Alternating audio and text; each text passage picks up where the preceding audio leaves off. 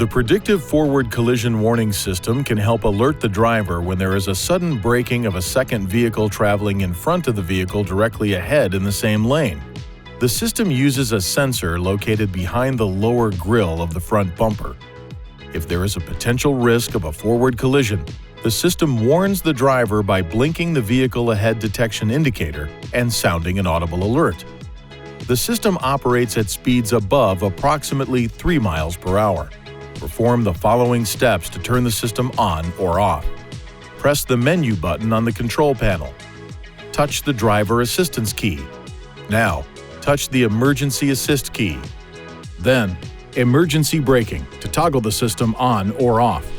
If the radar sensor picks up interference from another radar source, making it impossible to detect a vehicle ahead, the forward emergency braking and predictive forward collision warning systems will automatically turn off, and this warning light will illuminate. The PFCW system is integrated into the forward emergency braking with pedestrian detection system. There is not a separate selection in the touchscreen display for the PFCW system. When the FEB with pedestrian detection is turned off, PFCW system is also turned off.